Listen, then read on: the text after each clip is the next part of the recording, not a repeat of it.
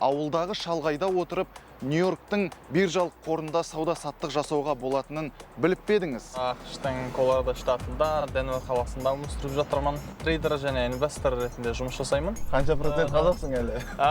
Мен енді айта аламын, 100% қазақпын. Ана жақтан бір өтіп жетіп келді да, маған ештеңе айтқан жоқ, қолмен былай жасады да.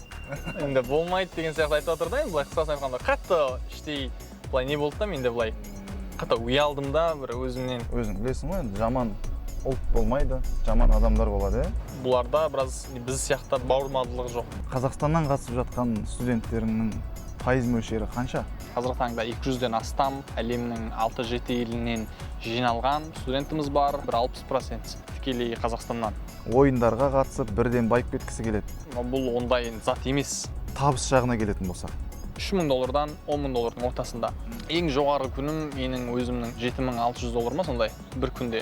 Әлемге үлкен өзгеріс болып жатыр да, қатты өзгеріс болып жатыр. Ол жақында дәл былай не болады да, ашық болады. Жастарды былай қозғасақ, оларға бір өзіміздің үлесімізді қоссақ, бір кірпішімізді бөліп кетсек деген сондай бір мақсатпен ғой негізі. Ассалаумағалейкум достар. Сіздермен бірге әдеттегідей Америка құрама штаттары Лос-Анджелес қаласынан қарапайым қазақтың баласы Жасұлан. Достар, Америкада белгілі бір жетістікке жеткен өзіміздің қазақ бауырларымызбен сұхбат құрып жүргенімді білесіздер. Бұның бәрі үлкен еңбекті талап етеді, сондықтан да арнаға жазылып, достарыңызбен бөлісуді ұмытпағайсыздар. Бұл жолы Нью-Йорктегі Уолл-стритте орналасқан Американың ең басты биржалық қорында жұмыс істейтін бауырымыз, трейдер-инвестор Думан Ерғанатпен кездесеміз. Әлемнің қай жерінде болсаңыз да, тіпті ауылдағы шалғайда отырып, Нью-Йорктың биржалық қорында сауда-саттық жасауға болатынын біліп пе едіңіз? Осы және өзге де қаржылық сауаттылыққа байланысты сөз қозғайтын боламыз. Ендеше кеттік.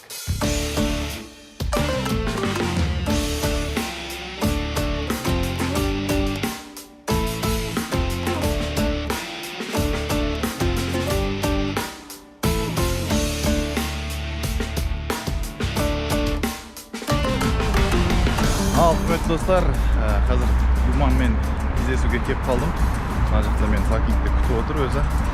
Не деген көлік мінген десеңізші өзі. Уағалейкум ассалам. Қалайсың? Рахмет, қош келдің Лос-Анджелеске. Қазақ еліне сәлем жолдап қойың. Ол барлықтарыңызға сәлем. ақш құрама штатынан. Думан деген жігіт бағанадан бері сіздерге таныстырған. Көлік алдың ба? Кеше сол Денвер қаласынан, осы Лос-Анджелес қаласына кездесу бойынша келген, соған рет нәрсесі бар. Қыдыруға. Жақсы, ендеше бүгін сұхбатымызды бастаймыз. Жалпы қазақ елмен өз тәжірибесімен бөлісем дейді Думан, бар білгенімен. Сондықтан да бізбен бірге болыңыздар. Кеттік.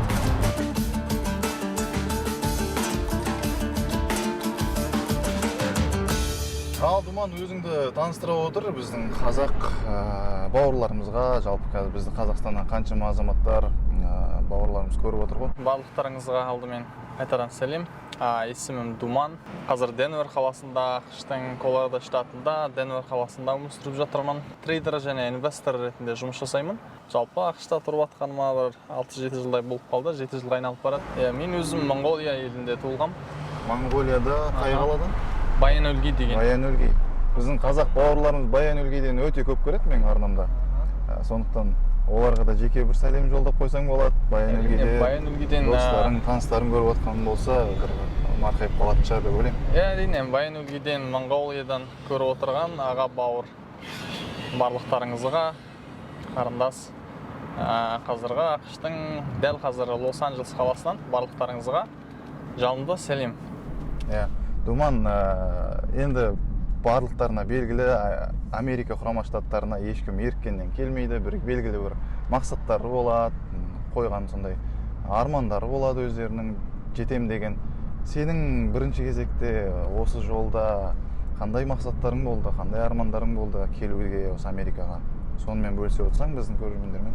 Әрине, мен өзім жалпы үлкен ағам Жандос деген кісі осы Денвер қаласында тұрады, отбасымен.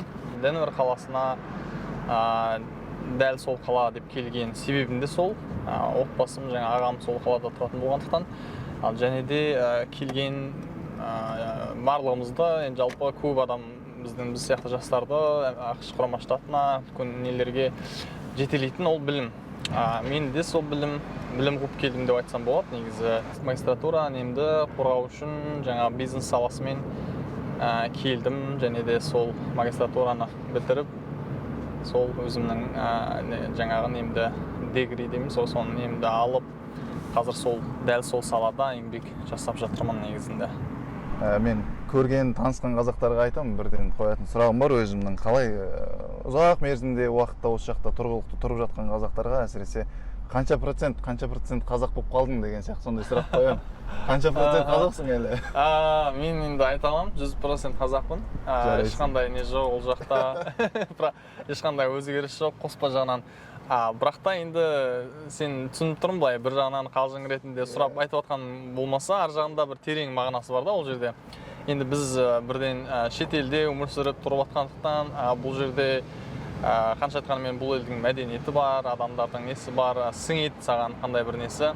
Бірақ та мен өзімнің жалпы ойым, қандай бір елде өмір сүрсең, сол елдің жақсы жерін ал, керек емес жерін таста да. Дәл солай өмір сүру керек. Қандай бір нәрсенің жаңа баланс дейді ғой, бір балансын дарылтып, өзіңде адамның өзінің фильтр болу керек деп ойлаймын. Қандай бір затқа өзіңнің көз қарасың, сол болған жағдайда ғана адам сондай нәрсені өзінің керектісін алып, керексін тастайды. Біз жастар бір жерге қадалып қалмай, бір нәрсеге жабысып қалмай, жаһандану заманы. Жаһандану, жаңағы барлық нәрсені үйреніп, не болып отқан біз енді үнемі бүйтіп біліп, үйреніп керекті заттарды өзімізге сіңіріп отыру ол өте маңызды. Ол деген қазір мен де арнада болсын көптеген пікірлерді байқап қалам. Кейбір мынау ескі түсінікте қалып қойған азаматтар да бар да, Қазақстаннан шықпау керек, ешқайда бармау керек деген сондай сияқты пікірлерді де ұстанатын азаматтар да бар. Жоқ, ол пікірмен мен де келісе қоймаймын негізінде. Елді көру керек, жер көру керек, даму керек, өзіңді жаңағы одан әрі бір жерде тұрып қалмау керек. Ол міндетті түрде Қазақстаннан кетіп қалу деген сөз емес, сен отанға қашанда болса ораласың кез келген уақытта. Сондықтан да жас кезде барлығын көріп біліп, өзіңді дамытқанға не жетсін. Ал енді осы тұрғыда енді азды көпті өмір сүрдің ғой Америкада. Бұл жақтың мәдениеті, бұл жақтың түсініктері мүлдем өзгеше, біздікімен салыстыруға келмейді. Сен өзіңді осы уақыт аралығында қаншалықты өзгерте алдың? Трансформация қандай деңгейде болды десек саған осындай сұрақ? Өте керемет сұрақ негізі. Мен жалпы қандай адамдармен өзімнің, менде де мысалы студенттерім, жаңа команда бізде комьюнити бар. Үнемі әңгімелесіп тұрамыз, жаңа инсайттармен бөлісіп тұрамыз. Енді өзім керекті Американың жаңа өзіме керекті зат, бізге жалпы жастарға сіңіруге дұрыс зат, бұның жақсы заттарын көбін өзім алдым деп ойлаймын. Тек қана керекті затын аласың, бірақ та тіліңді ұмытпауың керек. Жаңа сен айтып жатсың ғой, қалжыңда болсын сұрап жатсың ғой, қаншалықты қазақсың деген сияқты. Сол сияқты біз өзіміз қазақтығымыз ол қалу керек. Қазақтың мәдениеті, тілі, мәдениеті жойылса, ол сен қазақ емессің да. Сондықтан бізде тіл, мәдениет ол қалу керек. Дінің, тілің, мәдениетің, бірақ та басқа жаңағы енді салт дәстүр дейші, мәдениет деген салт дәстүр. Ал мәдениет деген нәрсе ол жалпы барлық әлемге тәуекелді нәрсе да, ол бір елдің өзінің жеке мәдениеті деп тағып бөлуге менің ойымша теріс сияқты. Мен өзім алғаш келген кезде, әлі есімде, алғашқы келген жылында, сол Денвер қаласының даунтаун дейміз, орталығында кетіп баратқанбыз ғой, балалармен, дос балалармен. Сосын машинаның ішінен қолымда бірдеңе тұрды, қалай екенін рефлекс болып қалған ғой. Терезе кішкене ашық тұрған ғой, сол терезені тыстағансың ғой ол жерде. Лақтырғансың ғой, ол жерден енді бұл машина жүріп баратқан жоқ, бірақ тоқтап тұрды. Ана жерде қоқыстың несі тұр, соған қарай бүйтіп жібергенсің ғой. Лақтырған сияқты болғансың ғой, бүйтіп лақтырып қаласың ғой. Сосын ана жақтан бір жетіп келді да, маған ештеңе айтқан жоқ. Қатты ештеңе айтқан жоқ, неткен жоқ. Айтты да, ақырын қоқыс тапарып, жаңағы қоқыстың жәшігіне тастады да. Өзі алып тастады да, маған қарады да, қолмен былай жасады да.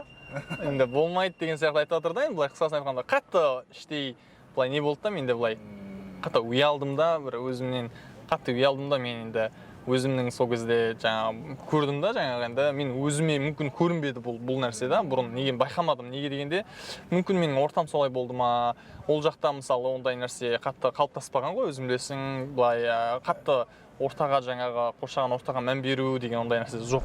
Өзің білесің ғой, енді жаман ұлт болмайды, жаман адамдар болады, Дәл солай. Біз Американың отанында тұрып жатқаннан кейін Америка халқын жамандаудан аулақпыз. Әрине. Бірақ десе де әр елдің өзінің кемшіл тұстары болады, жақсы тұстары болады. Кемшіл тұсы деп еш саған бір ұнамайтын тұстары Американың бар ма? Жалпы айтатын болсам, бұларда біраз біз сияқты бауырмалдық жоқ. Біз сияқты қатты бір-біріне бауыр тартып, жақын тартып, қазағым, бауырым, ағам деген сияқты, қарындасым, ондай нәрсе шынымен де жоқ та. Ол әр адам өзі үшін өмір сүреді енді. Шынын айтқанда да, ол капитализм деп жатырмыз ғой. Жаңағы экономиканың еркіндік, капитализм соның неге байланысты болуы мүмкін. Жалпы сондай сондай қалыптасқан не бар, ол әр адам өзі үшін өмір сүреді. Егер сен қанша бір отбасының бір өте жақын адам болмадың, егер сен ол адамға қандай бір зиян тиетін болсаң, қандай бір немесе сен ол адамның несін комфорт зон бұзатын болсаң, ол адамға кішкене болса да зиян тиетін болсаң, ол сені ешқандай біз сияқты қазақпыз ғой деген әңгіме жоқ деген сияқты қысқаша. Сондай енді менің ойымша бір сондай нелері бар енді. Американың кемшіл тұсын айтып енді ол біз үшін ғой, ол өзге адам үшін ол түсініктері әртүрлі болуы мүмкін да. Енді оны айтып біз жақсы тұсын айтпай кетуге де болмайды. Американың өте жақсы тұстары да көп, солардың бірең сараңын өзің тізіп айтып шықсаң. Мен өзімде көп еститінмін да, жаңағы Америка бізден 100 жыл алдыда жүр деген сияқты да. Мен бұрын шынын айтсам түсінбегенмін да оны. Мен ойлайтынмын да, ол неге қалай олар керектенетін iPhone мен керектенемін, олар керектенетін интернет менде бар да. Мен ол қалай олар менен 100 жыл деген сияқты да. Ол мәселе осы жаққа келгеннен кейін мен түсінген затымда ол мәселе ол жерде емес.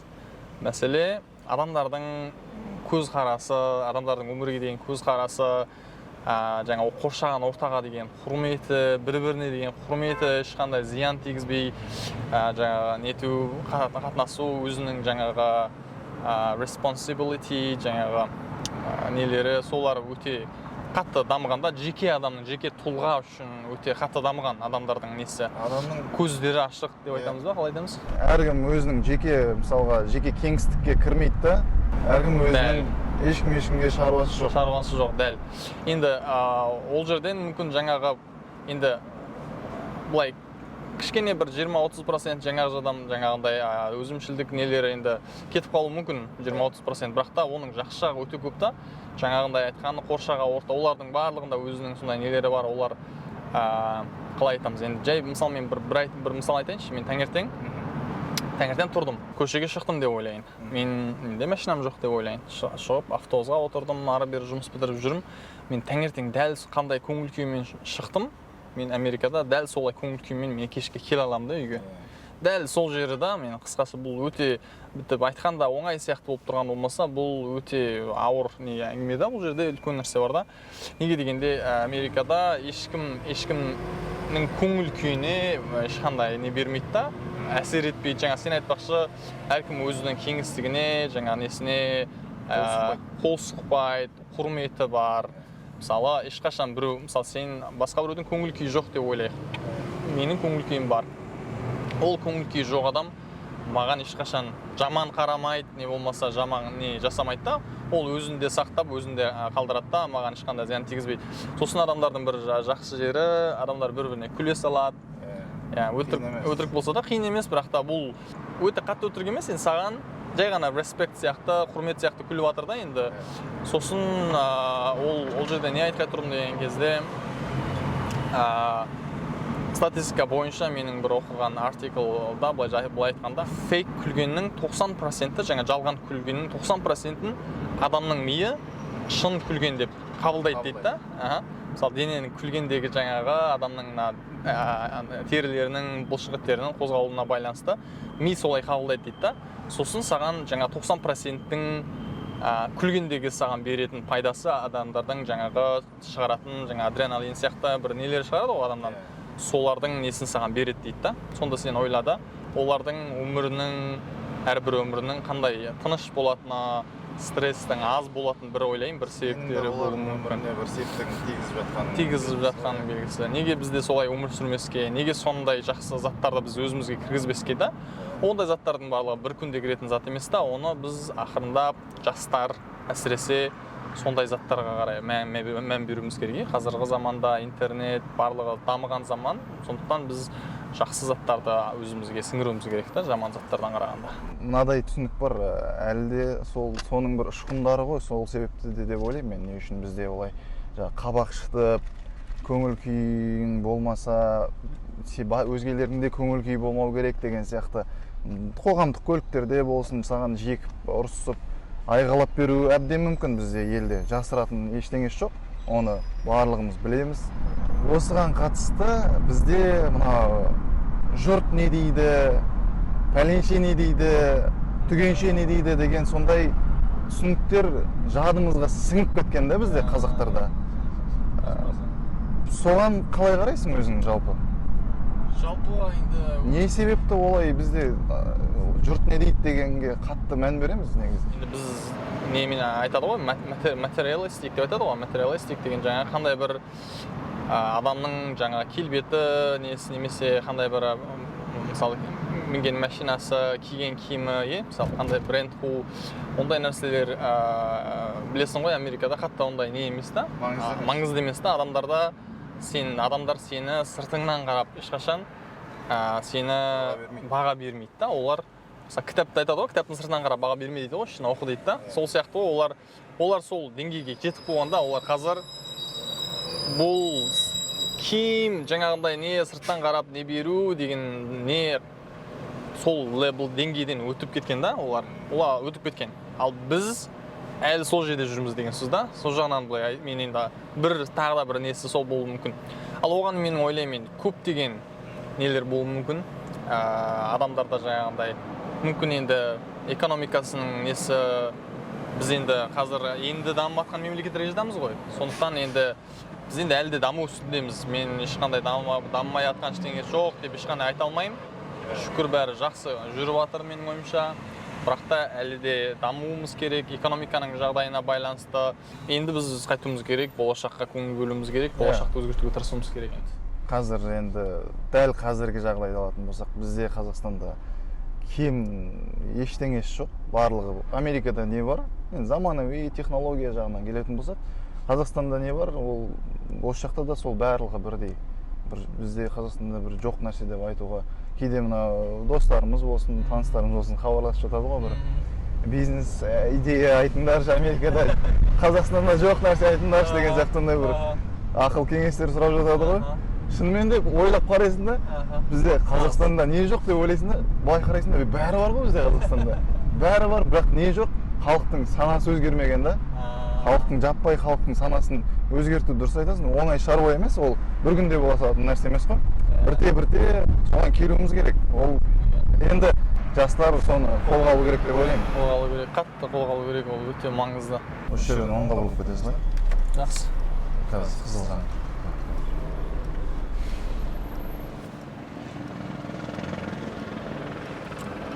Thank you.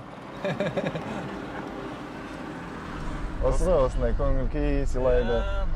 Көңіл күйің түсіп тұрса, мысалы, бір жеңеге кенеттен осындай америкалықтардың көңіл күй сыйлап жібереді ғой. Бұның өзі бір не да?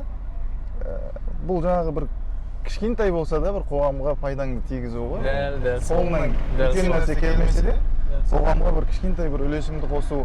Соның өзімен адам өзін бір белгілі бір деңгейде өзінде бақытты сезінеді деп ойлаймын мен де. Ол да бір бақыттың жолында, бақытқа жетудің бір кішкентай жолдары ғой. Өзге адамдардың қажеттіліктерін өтеу, ол да бір қоғамға пайда тигізетін нәрсе ғой. Сол сияқты дәл сенің мына айналысып жүрген қазір ісің, бұл адамдардың қаржылық сауатын көтеру. Мысалы, көп адам біле бермейді бізде, мысалы Қазақстанда мен өзімді керемет білемін деп айта алмаймын, бірақ шет жағасын былай білеміз ғой, енді акция дегеніміз не, құнды қағаздар, оның қалай шығып, қалай не қолданатын, былай білеміз енді, үстіртін да. Енді сол нәрсені тереңірек зерттеп, зерделеп жүрген өзің қанша уақыт болды сонымен? Мысалға 3 жылдай болып қалды дедің, е?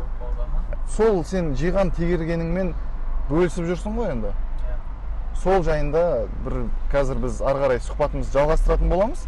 Нақты сенің осы мамандығыңа қатысты сол бойында тарқатып айтатын боламыз. Сондықтан да бізбен бірге болыңыздар, достар. Достар, YouTube'те Думанның жеке арнасы бар. Ол жерде Думан Америкадағы өмірі жайлы және де жұмысына қатысты құнды ақпараттармен бөлісіп отырады. Сондықтан да сипаттамада көрсетілген сілтеме арқылы өтіп, арнасына жазылып, менен сәлем айта барыңыздар. Ал Думан қоғамға пайда келтіру, адамдарға көмектесу, адамдардың қажеттілігін өтеу жайында айтып кеттік қой. Енді осы орайда өзің дәл осы шақта Америкада немен айналысып жүрсің? Акцияға қатысты, биржалық нарықта сондай бір өзіңнің кәсібіңді дөңгелетіп жүрген екенсің. Өзің сол жайында айта кетсең енді. Мен қазіргі таңда өзім жаңа қысқаша айтқанда айта кеттім ғой, жаңа инвестор және трейдер болып жұмыстаймын деген. Енді инвестор, трейдер деген негізі қазір заманауи ұғым негізі. Трейдер деген әсіресе да, инвестор дегенде барлығымыз білеміз да, қандай бір бизнесқа, қандай бір затқа инвестиция жасауда. Ал трейдер деген ол заманауи, негізі биржалық нарыққа байланысты шыққан заманауи ұғым. Мен өзім сол инвестор және трейдер болып қатар жұмыстаймын. Биржа нарығында, қысқаша айтатын болсақ, Американың биржа нарығында Американың үлкен компаниялары, әлемге атақты Apple, Amazon, Tesla сияқты компаниялардың акцияларын алып сату, жаңағы соларға инвестиция жасау арқылы ортасынан жаңағы ақша табу, сондай жұмыстармен айналысып жатырмын. Қазіргі таңда біз өзіміздің Decable Trader деген онлайн академиямыз бар. Қазіргі таңда 200-ден астам әлемнің 6-7 елінен жиналған қазақтың жастарының жиналған қазақ тілінде көбінесе сондай үйрететін сондай бір академиямыз бар. Енді 200-ден астам студентіміз бар, тұрақты жаңағы мемберлар деп айтамыз, енді мүшелері, жаңағы бір команда болып жұмыстаймыз қазір жағдайда. Бірге бір команда болып жұмылып, бірге анализ жасап, бірге бір-бірімізге қолдау көрсету арқылы жұмыстар жасаймыз. Қазіргі таңда енді барлық жұмыстар жаңа жасалып жатыр.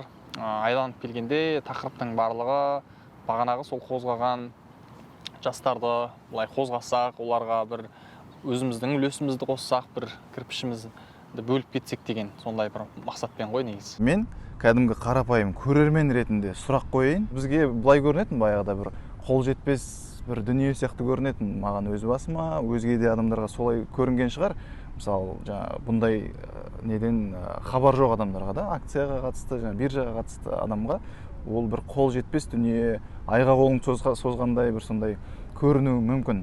Бірақ ол қаншалықты қолжетімді қарапайым халыққа? Өте қызықты сұрақ. Кішкене кезімнен менде де былай маған болғанда, аспанда ай сияқты ол бір кинолардан ғана көретін жаңағы сондай затта, жаңағы біздің Wolf of Wall Street деген Леонардо Ди Каприоның киносы бар, содан ғана көріп жетіміз. Ол кезде енді көп адамдар отырып алып жаңағы өте қарбаласын кетіп жатады ғой, телефонмен сөйлесіп деген. Ал дәл сол кинодағы болғанда ол енді кішкене бұрын болған стилмен жасалған ғой, ол негізі алғаш жаңағындай кішкентай компаниялардың, біз penny stock деп айтамыз ағылшынша, кішкентай компаниялардың алғаш бетіп шығып келген несінің сол жердегі жаңағы кішкентай заңсыз нені пайдаланып жасалған нәрсе. Ол кино, бірақ та ол енді кино, бірақ та ол шын болған оқиға деп айтады. Қазіргі заманда технологияның дамыған заманда бұл бәрі мүмкін. Маған да солай сезілген, басында мен бастағанда менде де солай ойлағам, қарапайым қазақтың баласымын ғой, мен енді мен қалай ол Уолл-стриттің нелерімен қалай бірге жұмыста болар сияқты, қалай инвестиция жасай аламын деген сияқты менде де ой болды. Бірақ та зерттеп келу, жаңа нәрсені көру, зерттеу арқылы ол барлық нәрсе мүмкін екенін мен байқадым. Мен алғаш бастаған кезде бізде қазақша материал болған жоқ та. Оқитын команда, қазақша саған көмектесетін қандай бір не болған жоқ та. Біз енді саппорт дейміз, қолдау болған жоқ. Бірақ та сол нені көру арқылы мен өзімде де бұл ойда келді, енді неге қазақтарда біз өзімізде сондай қазақ тілінде неге болмасқа. Енді Америкада қатты дамыған салада бұл 50-ден 60% адамдардың отбасының қандай бір компанияда акцияның егері. акционер деп айтамыз ғой, соның акционері болып табылады Қазақстанда. Қазақстанда емес, Америкада. Сондықтан енді соны біз неге Қазақстанға кіргізбеске, неге біз доллармен пайда таппасқа, неге олар жасағанда біз жасамасқа? Заман дамып жатыр. Бұл бір қысқа уақыттан кейін бұл бір нормал нәрсеге айналады. Сондықтан біз соған дейін өзімізді басымызға инвестиция құю арқылы, білім арқылы, құю арқылы сол уақытқа дейін біз өзімізді дайындауымыз керек та. Қазір енді өзіңізді көріп отырсыз, ковид болды, жаңағы COVID-19 деп жатырмыз ғой. Енді сол болғаннан кейін қаншама заттар өзгеріп жатыр, қаншама нәрселер онлайнға ауысып жатыр, мектептер, сабақтардың өзі онлайн нелерге ауысып жатыр. Сондықтан енді көп нәрселер жақында болады. Ал қысқаша айтатын болсам, бәрі мүмкін. Бізде Қазақстаннан да, қай жерден де қазір жасауға барлық мүмкіндіктер жасалған. Думан, сен осы деңгейге дейін жеттің, бар білген түйгеніңмен бөлісіп жүрсің, өзіміздің отандастарымызбен, бауырларымызбен бір белгілі бір деңгейде багажың бар. Осы багажды қайдан жинадың? Яғни бағана өзің айтып өттің ғой, оқу ордаңды, оның ішінде нақтылап айта кетсең, ішінде ұстаздарың бар шығар, арнайы білім алған, соларға тоқталып кетсең.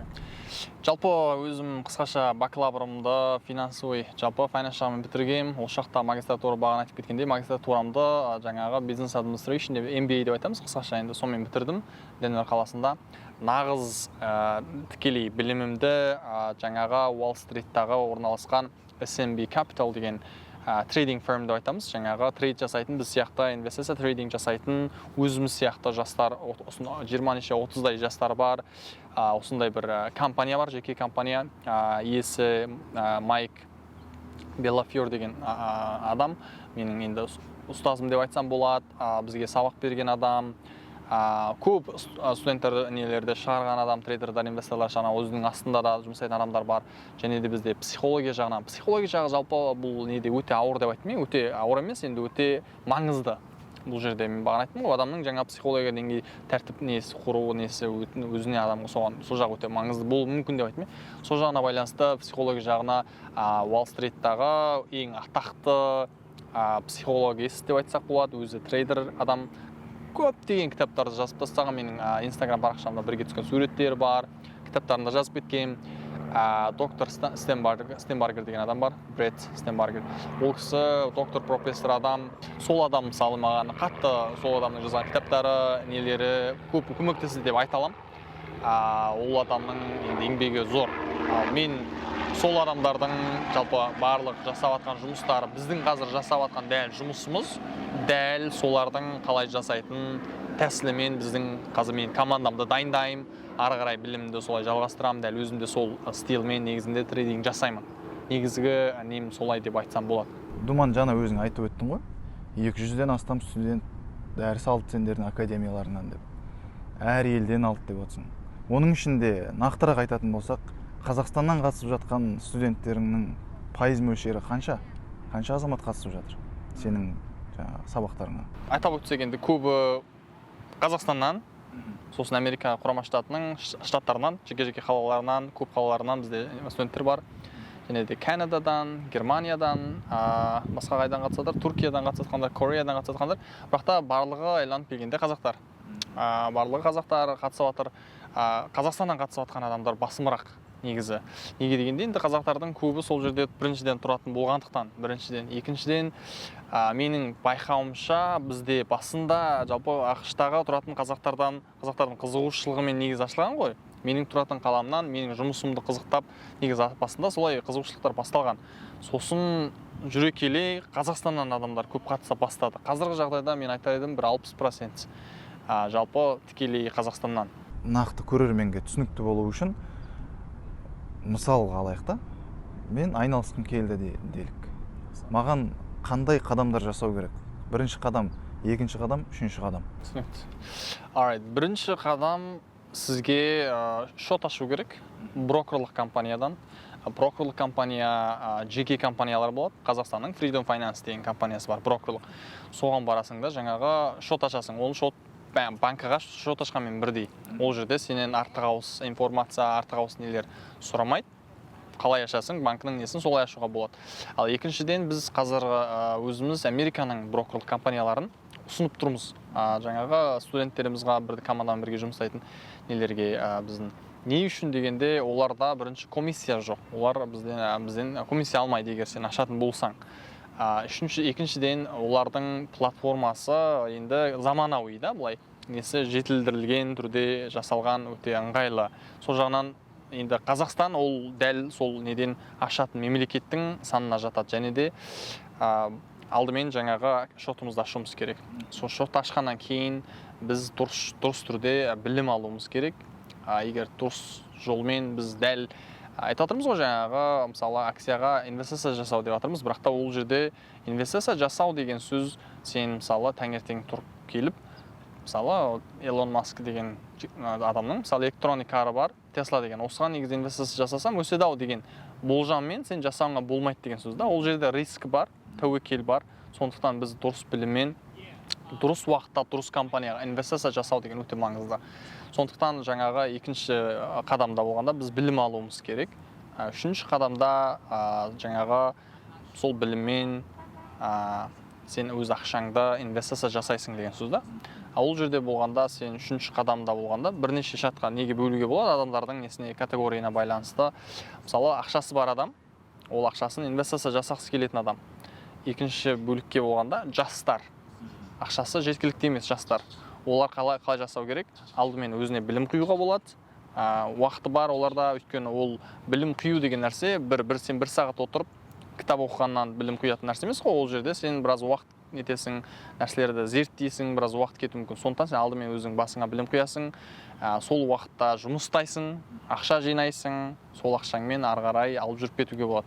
Үшіншісінде жаңағы қандай бір ата-ана, қандай бір адам баласына инвестиция жасағысы келетін болса, ұзақ уақытқа жаңағы баласына шот ашып, жаңағы қандай бір үлкен компаниялардың акциясын ерте алып қоюға болады.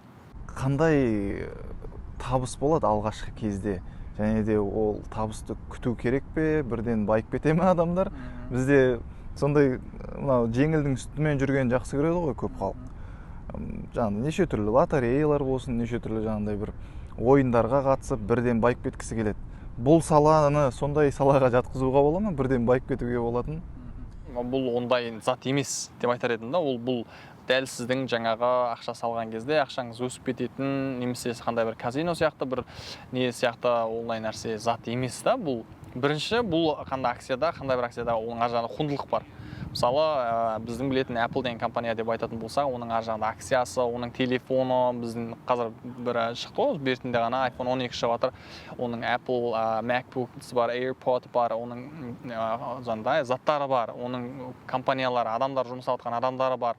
Оның ар жағында үлкен құндылық жатыр да. Ал Apple деген тек қана бір компания дүние жүзінің, мысалы 100 елінің несінен жаңағы ақшалай жоғары, мысалы бір компанияның құны да. Сөзді ойлап көрсеңіз, сіз сондай үлкен компанияға инвестиция жасаватсыз. Бірақ та сіз ол жерде жаңа айтқандағыдай риск, тәуекел бар. Дұрыс жерден инвестиция жасау. Біз сол үшін команда болып жұмыстау, бір-бірімізбен нығыз түрде команда болып жұмыстау деген өте маңызды. Ал жалпы кімде-кімнің қолынан келетін зат, қорқу болуға болмайды. Біздің командада қазір түрлі адамдар бар. 40 жастағы адамдар бар, 18 жастағы кішкентай қыздарымыз, ұлдарымыз бар.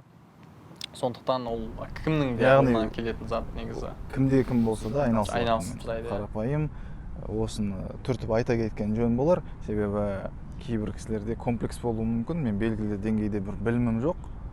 Мектеп бітірдім, ары қарай арнайы білім алмадым, немесе университеттен кейін әлі де болса көңілім толмайды деген сияқты сондай адамдарға да, кез келген адамға да болса да айналыса алады дейсің ғой. Кез келген адам айналысып шыдайды. Жаңағы айтқандағыдай, бұл жерде білімді алу ол оңай. Біз оған көмектесе аламыз. Мысалы, біздің команда дайын. Енді екінші жиі қойылатын сұрақтардың бірі шығар, бұл мен қазір қойайын деп жатқан. Қанша уақытты талап етеді?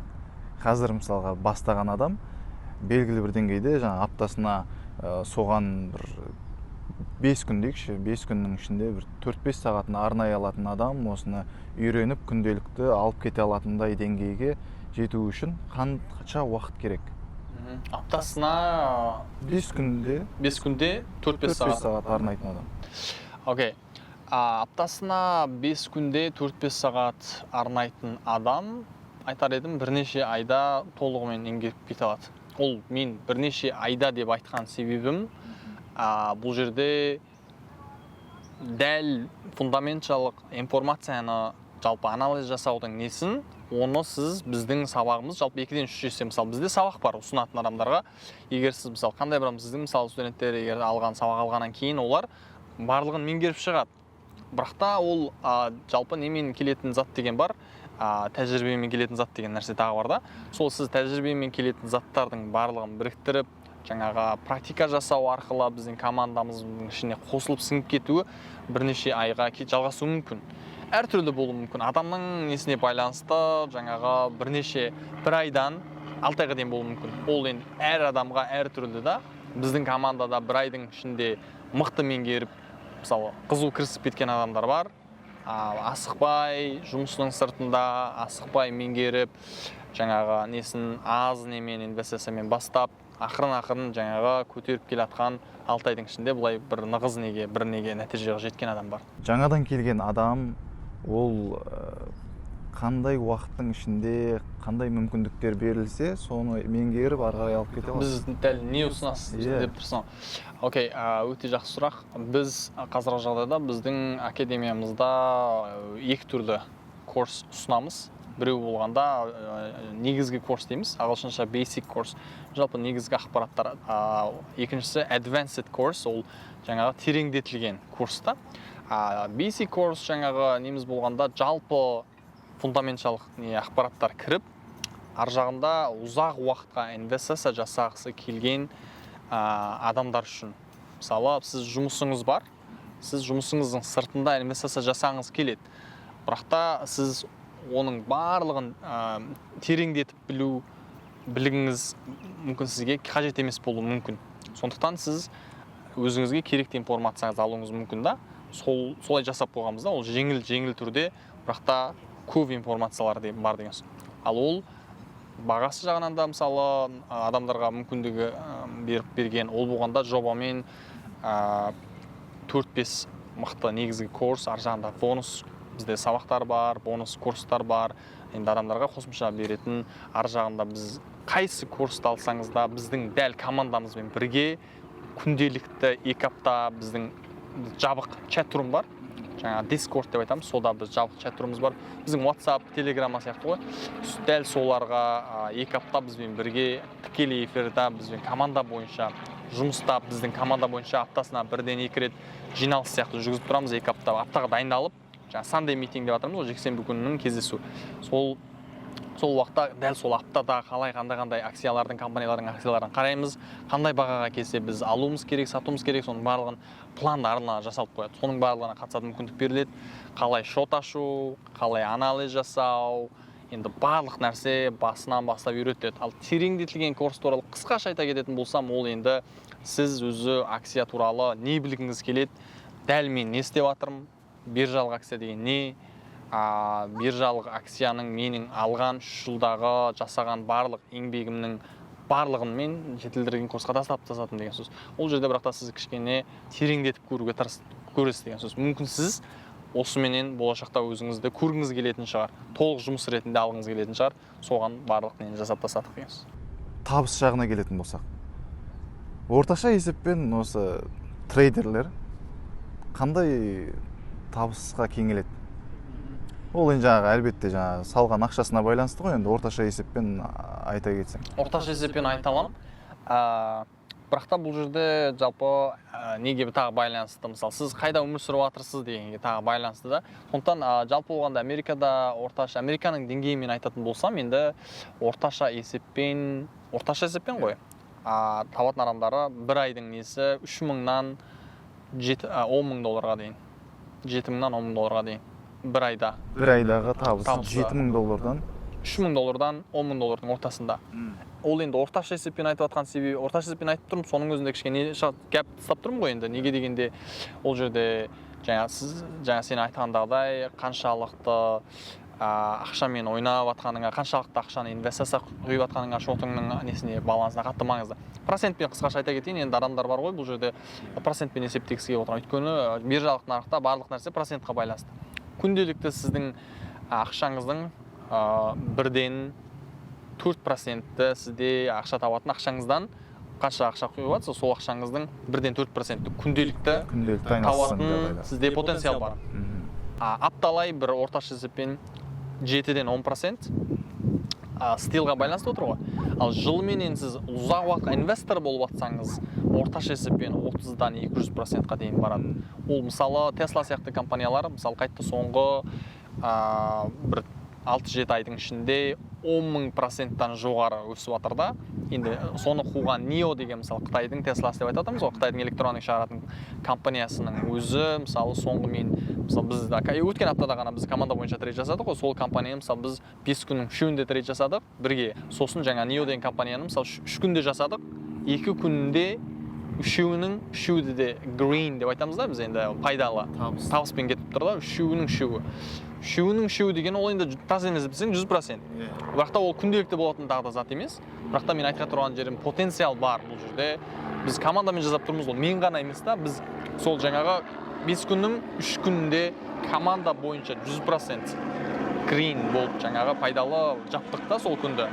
Ал 2 күнде енді біреуінде кішкене сондайлар болып нетті жаптық, бір күнде біреуіміз жақсы, біреуіміз не деген сияқты әртүрлі жағдайлармен жаптық. Яғни команда болып барлығын ақылдасып бірге тікелей эфирда таңертең жалпы бір 2-ден 3 сағат бірге тікелей эфирда мен өзімнің экранымда оларға көрсетіп, микрофонмен сөйлесіп, былай чат жасап, кәдімгідей дәл былай жасаймыз. Тікелей эфирда лайв трейдинг деп айтамыз ғой, біз ағылшынша лайв трейдинг солай күнделікті болып отырады енді. Табыс жайында сөз қозғадық қой, енді ары қарай өзіңнің табысың жайлы айта кетсең, шамамен айына қанша табасың?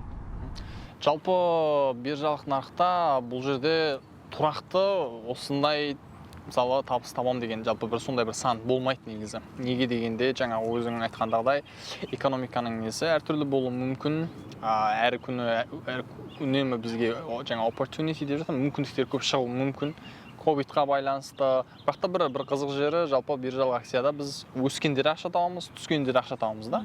Оны болғанда өскенде ақша табатын long позиция дейміз да, оны ұзақ позиция, түскенде ақша табатын short позиция дейміз. Енді біз екі жағынан да ақша табамыз да. Сол мысалы ковид болып жатыр, экономика құлдырап жатыр. Бірақ біз still ақша тауып кетуімізге болады бұл жерде. Мүмкіндік бар. Оның сыртында табысқа қайтадан оралатын болсақ, жаңағы мен өз басым күнделікті day trading да жасаймын, swing trade, ұзақ уақытта инвестиция да жасаймын. Барлығын негізі қысқаша барлығын біріктіріп жасауға тырысамын. Сондықтан менде табысым әртүрлі жолмен келуі мүмкін. Мүмкін кейбір нелерім инвестициямен келуі мүмкін, ұзақ уақыттан кейін. Кейбір ақшаларым күнделікті жаңағы, мысалы жаңа айтып жатырмын ғой, мысалы 5 күннің үшеуінде мысалы біз команда бойынша жақсы шықтық деген сияқты. Сондай немен күнделікті трейдингмен келуі мүмкін. Жалпы болғанда орташа есеппен айтатын болсам, айлық табысым енді 4-5 мыңнан 10 неше мың, 15 мың ары кетсе енді жоғары баруда мүмкін кейбір нелерде. Былай айтайыншы жарайды, ең жоғарғы табысқа кеңелген күнімді айтатын болсам енді күнімді айтайын, күнім қызық болсын. Бұл жерде бұл 3 жылдың трейдинг не дегенде сондай не бар бізде, күннің максимум жақсы табыстар деген бар. Минимум дағда лосс деген нәрсе де бар ғой бұл жерде, минимумға кетіп қалған сондай қателіктер, нелер бар. Ол болғаннан кейін бұл бір үлкен сала, бұл жол болғандықтан ол қайткен күнде up and down дейміз ғой ағылшынша, өсіп түсу деген нәрсе болады да, бір оны үйренесің да қателікті. Бірақ қателікті қайтадан жасамау деген ең маңызды зат та ол жерде. Ең жоғары күнім менің өзімнің қазіргі жағдайда есімде $7600 ма сондай бір күнде. Бірақ та ол бір рет сондай болды. Ал енді бір күнде $7600 кеңелдің. Иә. Бірақ та менде минимум күндерде бар. Болды, минусқа кеткен күндер болды. Тағда 5300 ба 400 маңайында бір күнде. Бұл жерде жүйкеде бір мықты болу керек сияқты. Мықты болу керек болып тұр ғой бұл жерде. Бірақ та бұл жерде былай жүйке мықты болу керектен қарағанда былай айтқым келеді да. Ол жерде дұрыс жолмен білім алу деген нәрсе әңгіме да. Ол жерде жүйкенің несін қандай адам үйренуге болады. Менің де өзімді мысалы бұрын эмоционалды адам деп есептейтінмін. Бірақ та мен өзімді меңгеру нету арқылы қаншама өзімді жалпы жақсы деңгейге апардым деп ойлаймын. Ал жалпы болғанда бұл жерде ең маңыздысы жүйкенің мықты болуында дәл неге байланысты емес, дұрыс жолмен, дұрыс риск менеджментпен жаңағы білім алып дұрыс жолмен үйрену маңызды. Біз бұл жерде мысалы қысқа түрде айта кетейінші, мысалы бізде былай болады, бізде риск менеджмент деген зат бар да. Біз қандай бір трейдинг жасағанда планмен трейд жасаймыз да. Біз алдын ала анализіміз бар, план дегеннің ішіне қандай акцияның, қандай компанияның қандай акциясын трейд жасау біріншісі. Екіншісі болғанда дәл қай бағадан сатып алу, дәл қай бағадан сату деген пайда көру ғой енді. Ал төртіншіде стоп лосс деген зат бар да, ол біздің қысқаша айтқанда сенің қойып жатқан рискің тәуекелің. Қандай бір трейдқа біз трейдинг жасағанда, инвестиция жасағанда біз қандай бір ақшаны рискке қойып жаңағы инвестинг немесе трейдинг жасайсың да, қандай бір ақшаны. Егер сен қандай бір сондай бір планмен, қандай бір ақшаны, қысқа ақшаны инвестицияны рискке қойып ойнамасаң, ол жаңағы план жоқ нәрсе зат, ол жаңағы не болып кетуі мүмкін да. Жаңағында сен ақшаңды салып атқан ойын сияқты болып кетуі мүмкін да. Ал біз болғанда бұл жерде профессионалдық түрде жұмыс жасап атқандықтан бұл бізде қайткен күнде планмен жасалынады. Енді сенің айтар кеңесің жаңадан келіп қосылам деушілерге, инвестор болам деушілерге, жалпы осы акциямен жұмыс істеймін деушілерге қандай да бір кеңес айта кетсең? Заман қатты дамып жатыр. Қысқасын айтқанда қазір біраздан кейін интернет ұстамай жатыр деген проблема менің ойымша бір 100% кетеді. Бағана айтып кеткендегідей жаңа ракета деген нәрсе ұшып қазір қайтаран қонып тұр ғой, бұрын қонбайтын, қазір қондырып тұр. Енді ол ракетамен ары бері 1-2 сағатта мен қазір Америкадан Қазақстанға, Алматыға мен ұшып бара алатындай мүмкін жақын арада болуы мүмкін деп өзім солай ойлаймын. Әлемге үлкен өзгеріс болып жатыр да, қатты өзгеріс болып жатыр. Ол жақында дәл былай не болады да, ашық болады. Соған біз дайын болуымыз керек, жастар әсіресе өте мықты дайын болмасақ, бұл қалып қалмауымыз керек. Жаңағы биржалық нарық соның бір несі, қазір Америкада қатты дамып кеткен, бағанағы біз 100 жыл қалып қалдық деген нәрсе бір жеті осыға болуы да мүмкін. Қазір Америкада қатты дамып жатқан зат, енді біраздан кейін сол жаққа дамиды. Ол біз айфонды керектеніп шыдау, интернет керектеніп шыдау ол емес та, ол жерде сен көптеген үйренетін заттар бар да. Сол сияқты бұл болашақта менің ойымша бұл өте мықты сала болады дүние жүзінде. Барлық адамдардың жаңа жасай алатын сондай бір нормал неге айналады. Біз соған дейін өзімізді дайындап, осындай заттардан қалып қалмайық.